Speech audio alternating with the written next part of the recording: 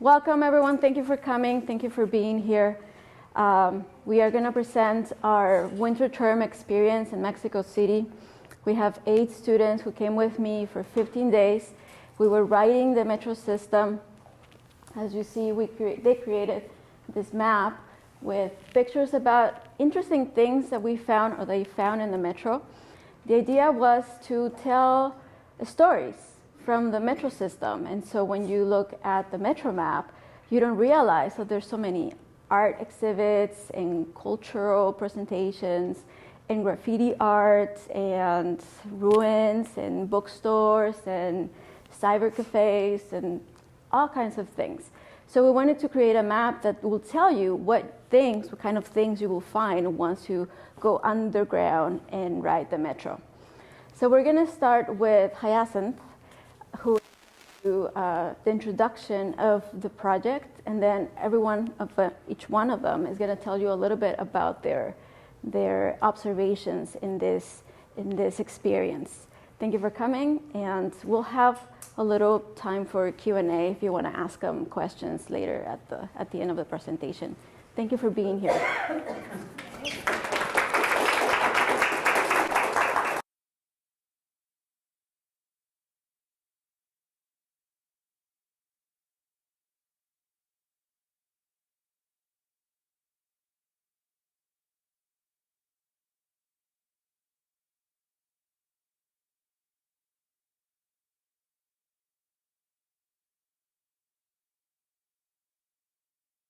Yeah, so hi, I'm Hyacinth.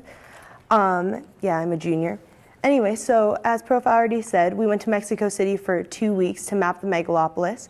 And really our goal was to see what it was like underground and to see how the underground represented or reflected what was above ground. And so we discovered through cultural representations like graffiti, murals, art installations, art exhibits, and we'll show you some pictures up here.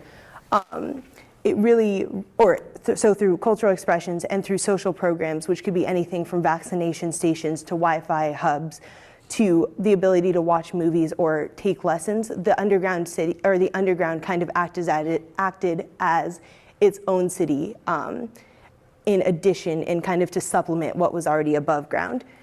And so pretty much our thesis is pretty much that through research and through what we will talk about today, we will show how Mexico City uses its subway system as a way to show the city's appreciation for its history and culture, and also as a way to demonstrate how it is a forward-thinking and trying to move towards modernization and becoming a cosmopolitan space. So, thanks.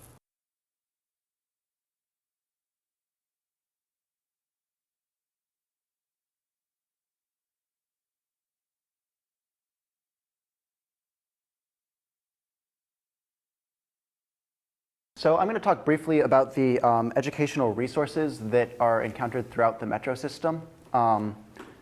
Basically, there's a couple different categories that I'm going to talk about. There's a lot of libraries and bookstores that were found throughout the entire city, which was really cool. There's also historical exhibits of various types that we found, and also a lot of artwork all over the place. So I'm going to start by talking about the book culture. While we were there, we noticed that there's a lot of advertisements saying Mexico lee, or Mexico reads. And there definitely seemed to be a strong push towards making it a literate city. So for instance, the pedestrian tunnel between Pino Suarez and the Zócalo, which is right in the middle of the city, or the old middle of the city, is just a long, probably like a mile-long corridor just lined with bookstores of all types. So there's comic book stores, there's like a classic bookstores, there's pretty much everything. Then there's a couple stations like in La Raza where there's actual like libraries with, I want to say there was 2,500 plus books in the La Raza library. So it's like very much large libraries in the middle of the Mexico Underground. And finally, there's a lot of pop-up bookstores in stations, which are just like little street vendors, but they're selling all sorts of classics like The Little Prince or Metamorphosis for like 30 to 50 pesos, which is like $2 to $3. So you can buy like actual literary classics really cheaply. And there's, oh yeah, that's La Raza. I'm going to talk more about that in a minute. There's also a lot of historical exhibits, which somebody else will touch on later. But there's just all sorts of things from ruins, the bones of a mammoth, murals and paintings detailing Mexico City's history and the Mexican people's history. That basically, they're obviously trying to promote a sense of nationalism and pride and education about where the Mexican people are from. And I think finally, there's a lot of things that are meant to directly educate the public. There's a lot of presentation or a lot of exhibits throughout the subway system on medical procedures and things like CPR, or what to do if somebody has a seizure, just like little advertisements where you'd normally have like a Coca-Cola advertisement telling you what to do in an emergency. And then by far the coolest thing that I'm going to talk a lot about is the La Raza station, which they've been cycling through pictures of. So this has what is called the Túnel de la Ciencia, or the Tunnel of Science, which is a 6,000 meter squared exhibit space devoted to scientific knowledge. And it's divided into two big sections. One is on astronomy, and the other one is a rotating exhibit.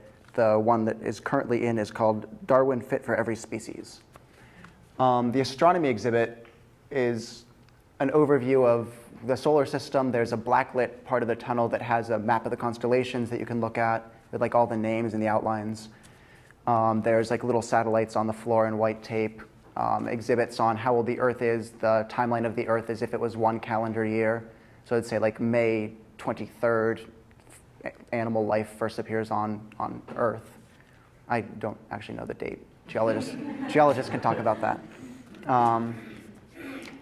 Yeah, there's the constellation map.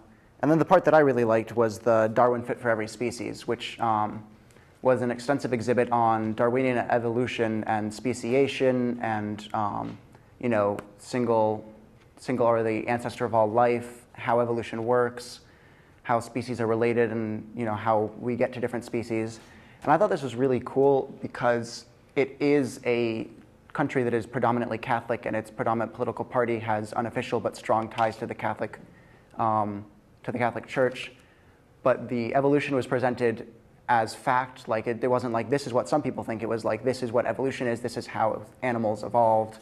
This is how we are alive now, which was really, really interesting to see government-sponsored scientific exhibits on evolution.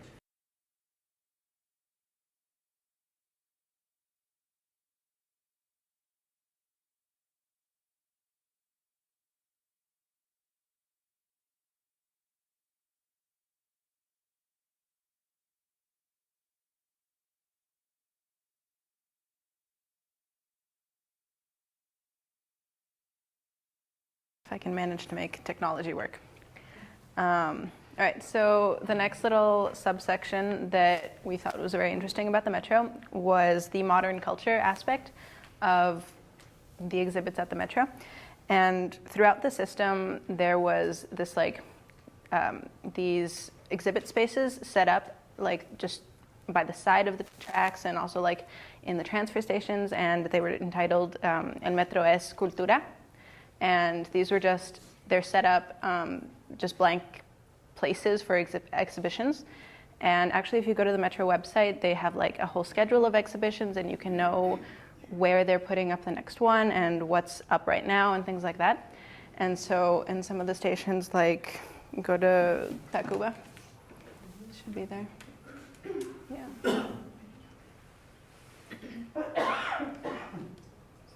It's fine. Like there. This is just an example of one of these exhibition spaces. They all look mostly like this. There's a lot of ones that aren't actually filled with any exhibitions right now, just because they were in the middle of cycling out exhibitions for the new year. But this one was already up, and it was just a lot of photographs by a Carlos Monsiváis photographs, who just is a Mexican photographer, and it was just a bunch of Mexican actresses and stars just put up in the middle of the Metro for anybody who to walk by could just see Mexican culture, or I guess Mexican popular culture. I guess not popular, but like kind of modern artistic culture. And there were a whole range of exhibitions. Like this one was photography. In different stations, there were just art, like fine art, pencil drawings, colored pencil drawings, things like that. And there's also just exhibition spaces for, there was one about Afro-Latinos in Mexico, and so there's a whole range of things, and looking at the website of the Metro, you can see that there's anything to put up can be put up, and it's just there for anybody to walk by to see. And the next aspect of modern culture that we saw was very prominent in the Salto de Agua station, which we can go to now. And there we go. So in Salto de Agua, and also Garibaldi, but this one had more, were just a lot of graffiti murals just by the side of the tracks. And these were actually we found out that these were a part of this, this event, international event called Meeting of Styles in 2015, in late 2015, I think November. And this basically was just an event that brought a lot of graffiti artists from around the world to Mexico and Mexico City to paint. And a lot of their work is up in the Metro right now, like in Salto de Agua. And this is just like a small sample of all of the murals that we saw. And it definitely also shows just how Mexico wants to show its commuters that it's definitely part of like the world arts stage, I guess, in that it is a hub for people to come and produce art like this just for people to consume on an everyday basis.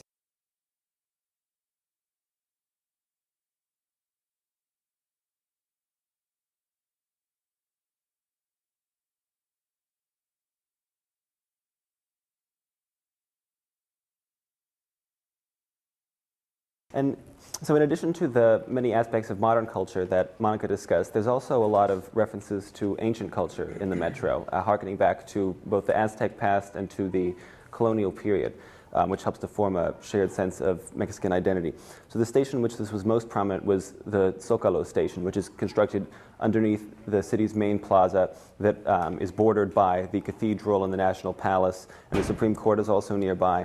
So, and this was constructed directly on top of the ruins of Tenochtitlan and the center of Tenochtitlan, the old Aztec capital. So in this station, there are 3 sets of models of the city, large-scale models from different parts of the history. There's one of Tenochtitlan, there's one of the Zócalo at the beginning of the 20th century, where you see it still had a lot more trees, and the landscape of the plaza was very different. And there's one because of the 21st century.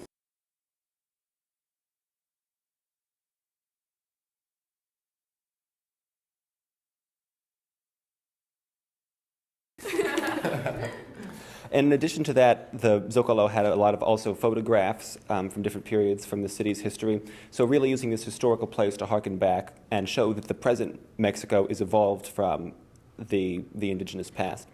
Now, there were other ways that the Metro showed an interaction with the past, and this was by the insertion or the maintainment of various historical artifacts in the Metro stations.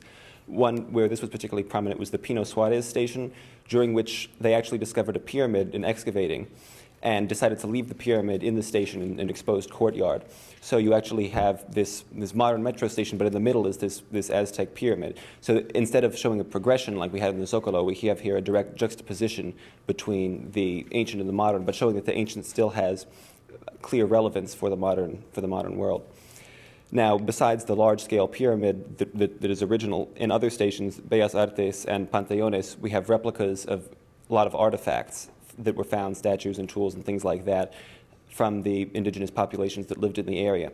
And while these are not originals, they are still there to remind the people who are commuting on the Metro that their heritage is linked with this past, and to help create this idea of a historical continuity in Mexico. Now, in addition to these more plastic artifacts, we have lots of murals too, which show this period of history. Most prevalent in Colpirco station, in which we have all along one side there's a bunch of Aztecs with Moctezuma preparing to see the Spaniards, and across on the other side of the tracks you see the Spaniards ready to receive Moctezuma. So you've got this big historical sort of face-off that's harkening back to that moment in history. And then also of interest, in the Tacubaya station, there are contemporary works of art that are done in a pre-Columbian style. So this is, I think, sort of more similar to the Zocalo artifacts in that we see that the past is directly inspiring and related to the present, and we are hearkening back to old styles to try to create a sense of Mexican identity. So in this way, the Mexican government, by having these artifacts in the metro, creates this interesting unity between Mexico's past and the direction in which it's headed in the future.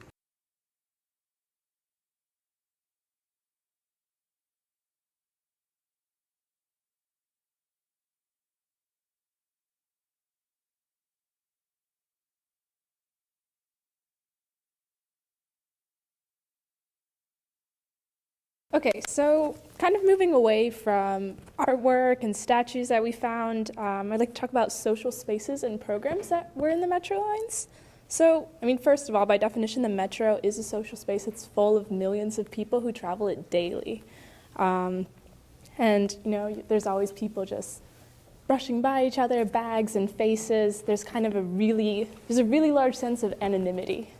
And everyone's a stranger.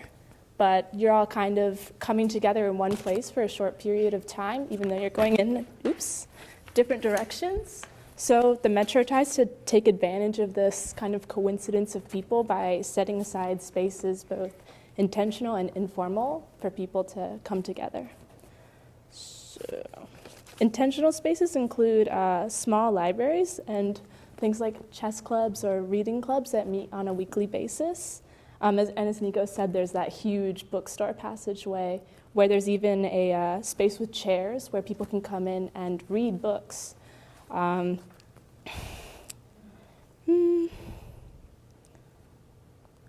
very common were also like the cybercafes, or like just internet places where there's free internet. Most common in stations with heavy transit. That's kind of a more pragmatic approach. Oh, can you pull up Zapata, please? Zapata was pretty cool because it had the internet room, but it also had a cinema space where there was a place to project short films onto a wall. And they would advertise these events in the metro line so that people who had the time to stop by could just kind of watch for 15 minutes, you know, whatever time that they have. I'm not really sure how many people have the time to just kind of walk, but it was cool. It was cool. Okay, in a more pragmatic way, stations offered flu shots, which was a little surprising, I guess. But people were actually stopping and getting their flu shots. So, yes. In Martin Carrera, if you want to pull it up, there was a flu shot station and also an affordable public health care doctor's office, just underground. So, yeah, there it is. And there were people using it too. I'm not sure like how many patients they might have, but it is there to be used. And I think that the metro may be providing these things to kind of paint itself as caring for its citizens and being progressive. But we don't know after the research, like we just observe that these things are present, but we don't know what process kind of decides which stations get which resources and what services might still be missing or still needed. In a more informal sense, commerce is a huge part of the human interactions that take place in the metro line. There was some commerce right there. There were some, looks like some tortas or something, some fruit, some jello. But you can get basically anything that you could ever ask for. I'm talking newspapers, cell phone plans, tacos, natural goods. What, you guys want to add? Sushi, clothing, books, yeah, and that's anything your heart could desire. And that's like not even including all of the informal merchants that would walk through the subway as the subway is moving. These are like things that we saw in the stations, but there's so many other things being sold just by people kind of walking through the trains. Informally, we also noted that stairs are an important gathering place. It's just kind of there aren't really benches or seats in the metro, so it's a place where commuters can kind of take a break from the chaos of the transit and maybe just like eat a torta that they bought in the metro station. San Lázaro had like a very large central part that was kind of in a circular shape. So we thought that maybe that would be like an informal amphitheater where people could sit down and like watch concerts, shows, which were also pretty like a normal sight in the Metro Alliance. Yeah. So basically, like in conclusion, these tiny spaces, I think, are the heart of the Metro and maybe even the city, because it's all of these human interactions are taking place underground, but it's so many people that it has to be a huge part of what Mexico City is, and just bringing people together.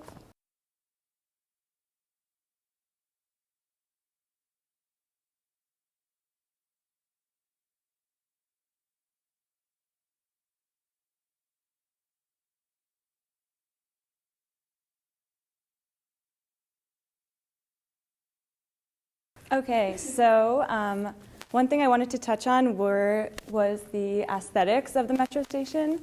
So it kind of ties in with a lot of the other categories in terms of culture and history, both modern and ancient. So a lot of the stations were very simple, which I found kind of interesting, just very plain, gray, white tiles, and walls. And there was also a common theme of orange from a lot of stations in terms of both the subway and walls. So that seemed to be something that kind of tied a lot of the stations together. But yeah, as some other people mentioned, there were a lot of pre-Columbian artifacts ranging from murals and statues, and there was also graffiti. So there were different kind of pictures from both new and old. And some of the images were more like in your face and really bright, whereas others were kind of more subtle. So there was a big range in terms of how the images were depicted from station to station. And for example, Bellas Artes was one of the stations where, like right outside of the station, there was the Palace of Fine Arts. So that station was kind of depicting, it had a ton of images, both, like murals, also statues that was kind of depicting the surrounding neighborhood of that area. So, and there was one station, Tepito, and the neighborhood surrounding it was a big resistor to urban modernization. So there was one image, I think, that kind of depicted that resistance to modernize, and I don't know if yeah. But so, and then there was also one station, Revolucion, that was like very, very different from the rest of them. It was really sterile, kind of had a hospital-like appearance, blue and white. So this was interesting because it was like the most different from all other stations. It was very new, clean. We don't really know why. But it just was, yeah. We couldn't figure out why, but it was really, really different. So that was interesting. So I guess in conclusion, a lot of the stations kind of represented surrounding neighborhoods of the area and had artifacts of nearby areas or of history that station wanted to tell. And the aesthetics allowed the Mexican government to provide simplified yet informative representations of the surrounding neighborhoods and the history of Mexico.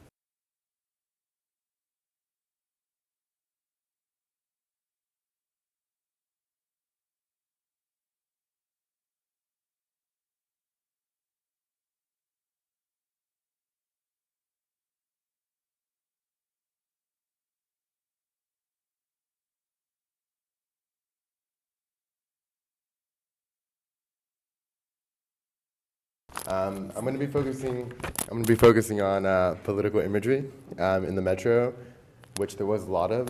And what I found interesting was the image of the city that was how there was a very strategic approach to build a certain image of the city via political imagery. Much of the political imagery that we found was related to was related to the Dirty War of the 1960s and 1970s, when the government clashed and brutalized many of the left-wing student and guerrilla groups that were present during the time. And a lot of them served to memorialize the decade of violence that happened, especially at a station called Normal, where they have an exhibit that says, remember what happened on June 10th, 1971, which was a clash between covert government forces and student groups in which 100 students or more lost their lives.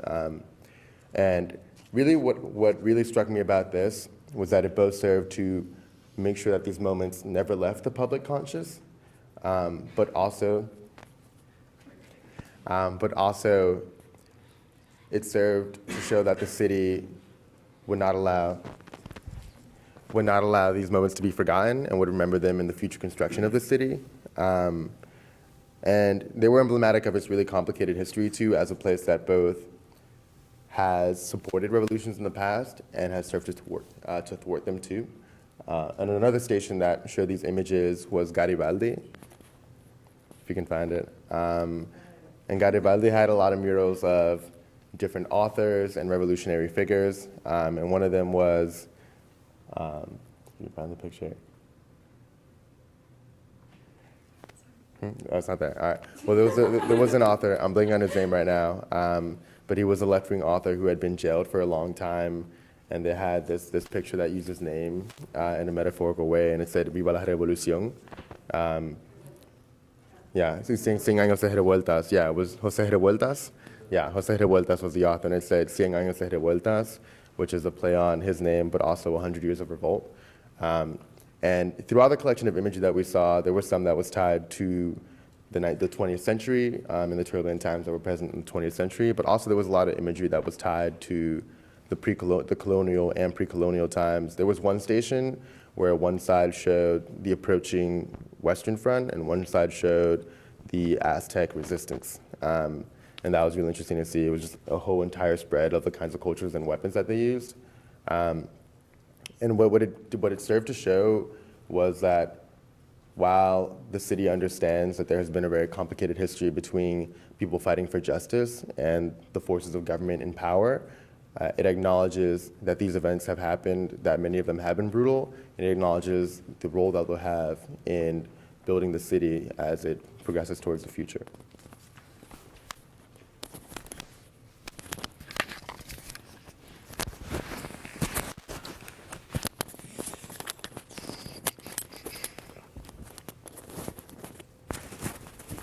Hi, my name is Christian, and so in conclusion, our data suggests that the right to the city in Mexico City is not equally distributed, despite the government's effort to tend to all of its localities.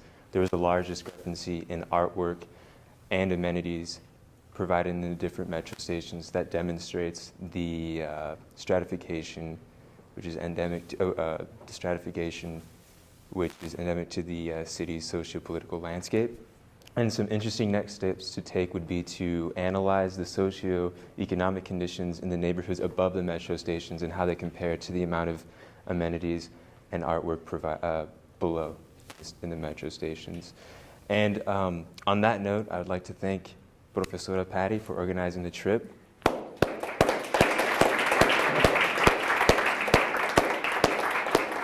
And I would also like to thank my colleagues here.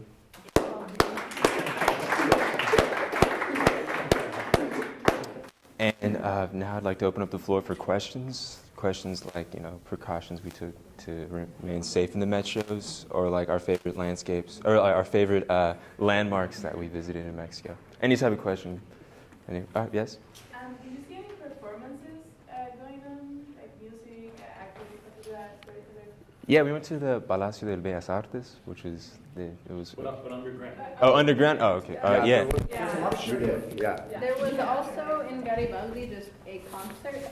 The station. In Garibaldi's where all the mariachis meet up in Mexico City. So.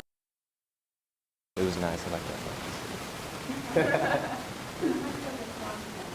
For the metro. 5 pesos, and for reference, $1 is worth about 18 pesos, so it's like, 15 cents. The bus was a little more expensive. It was like 13 pesos, I think, for the bus. The metro was not like the normal. Yeah. Any other questions? Yes? I don't know if you have these kind of statistics, but I'm curious, do you have any idea how many people go through Metro? 5 million. 5 million. 5 million? 5 million? Yeah, during rush hour. Yeah, during rush hour, we'd all just crunch in like this and just stand. Yes? Did you manage to make it to all of the stations? And if not, how did you decide to triage? Yeah. We just followed orders. We just followed orders. Early on, I figured that the original stations, the underground stations, were the ones who were more interesting and were the ones who hid all these treasures. The ones that are above ground, like on the surface and above ground, are very, very functionalistic. So you see nothing. Do underground ones, and some of the underground go to the surface, and so I think Eric was the one who said it's interesting that the interesting stuff happens underground.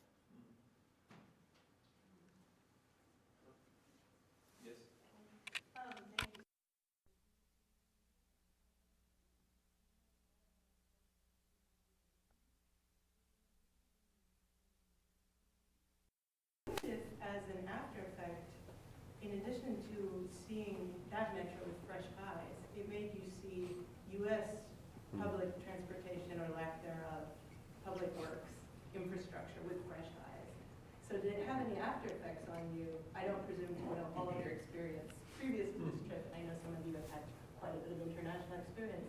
But did it make the United States seem strange in any ways?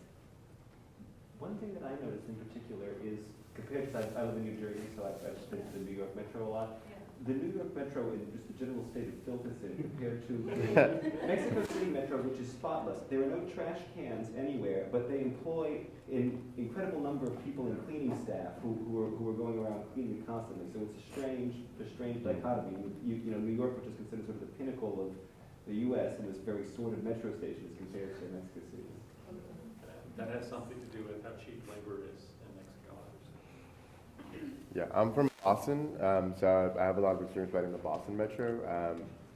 And one thing that struck me was, I mean, at first the cost. It's so cheap. Boston, to get in Metro now, it's like $2 for each ride. And just like the whole variety of services that they offer, like, I don't know, in Boston, like the biggest thing you can get is probably like a Dunkin' Donuts station. But yeah, that's what just struck me. There was so much activity going on. It was really cool. It was just like a hub of culture that was accessible to everyone. It was so cheap. Also. And fast. Like the metros came really Yeah, very every 3 often. minutes. So you never have to wait more than like 2 minutes. Well, we spent 6-ish hours a day for 10 days, and the metro stopped like once that entire time. Yes? What sort of interpersonal, we talked about commerce, etc. What sort of interpersonal what sort of interactions did you see amongst people in the train? There's different types of interaction among people. I guess like PDAs are really popular. People like making, like little kids, like old people, like they just make out. I didn't know like PDAs are really popular there. But like people just be making out in like a corner and like at like. Why do you think that is? I'm not sure. I asked Patty a few times and I didn't.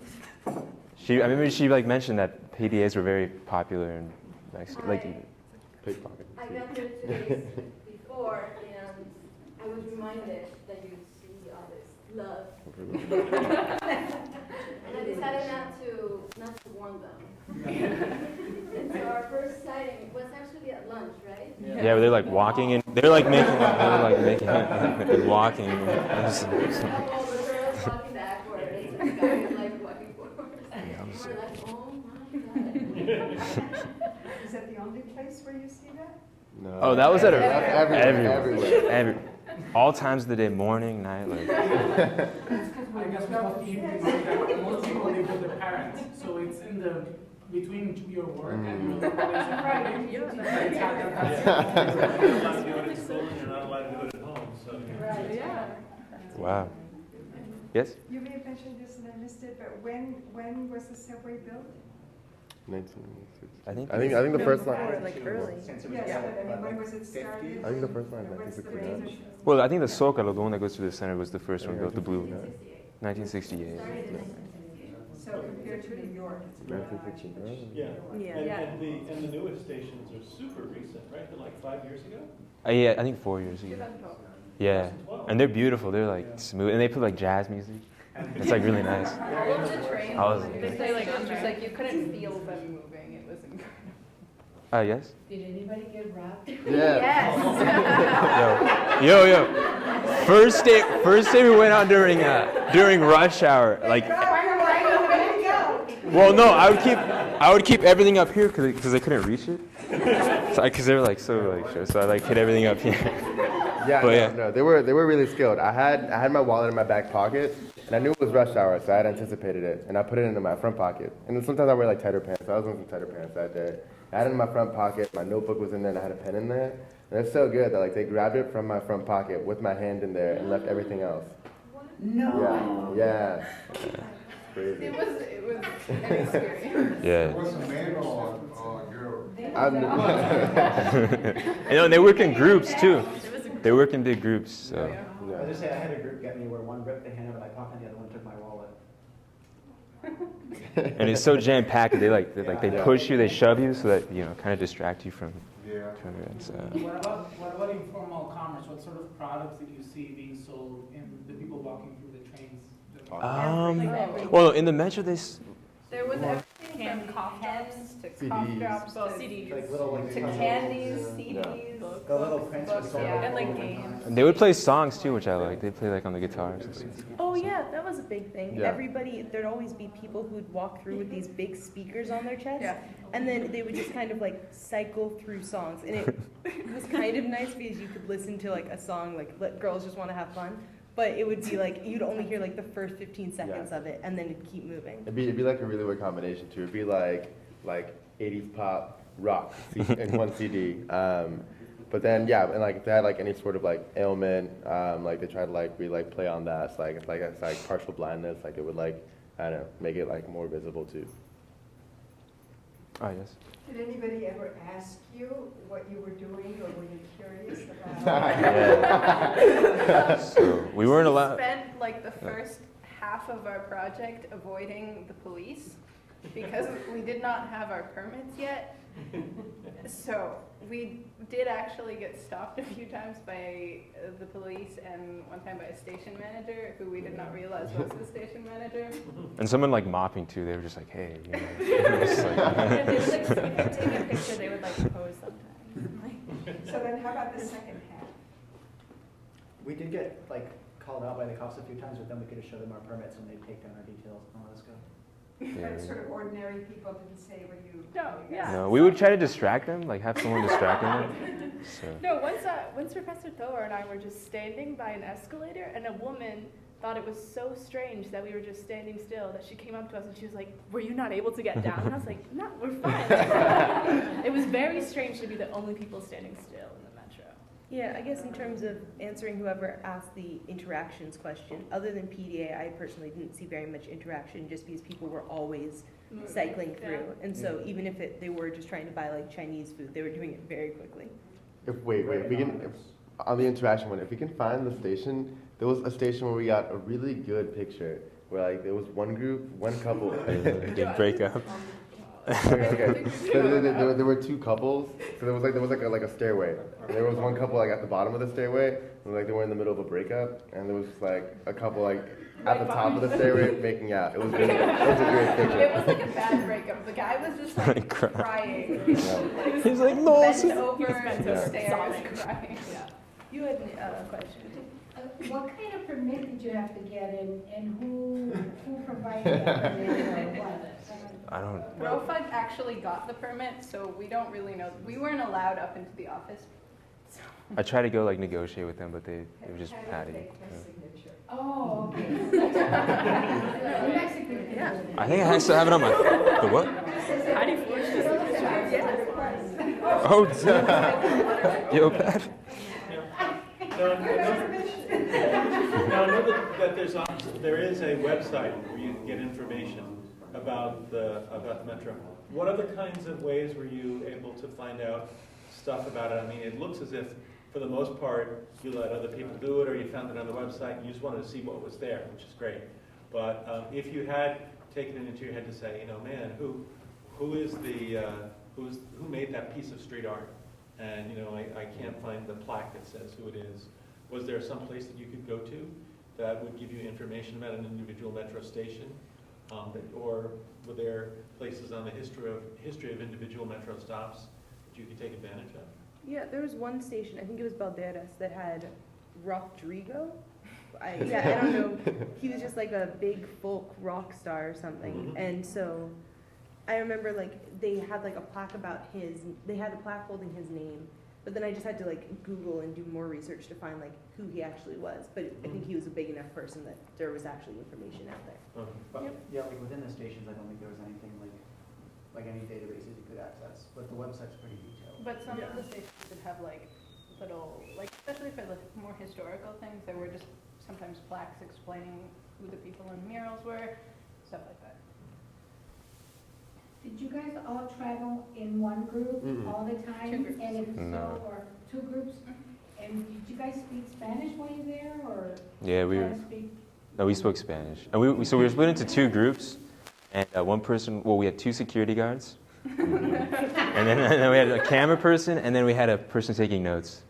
So there was 4. But Just in the subway. I think we spoke a mix, but we tried to speak mostly Spanish when we were actually in crowded subways. Or not talk. Just There was the one subway we all came in, and the guys asked Nico, "Where are you guys coming from?" They're visiting. What do you think of Mexico?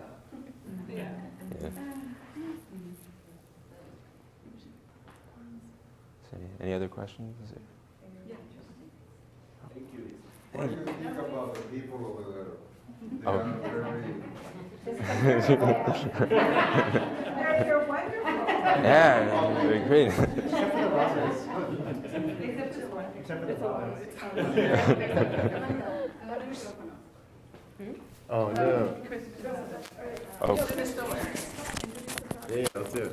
Oh, the mopping the metro? Mopping the megalopolis. Oh, mopping the megalopolis. So there are a lot of mops throughout the stations. So there's we have a portfolio of pictures here.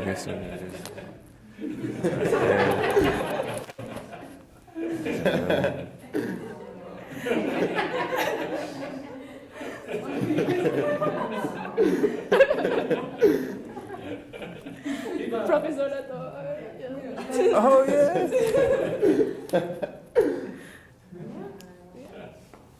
I started the series Mopping the Megalopolis. It's the map.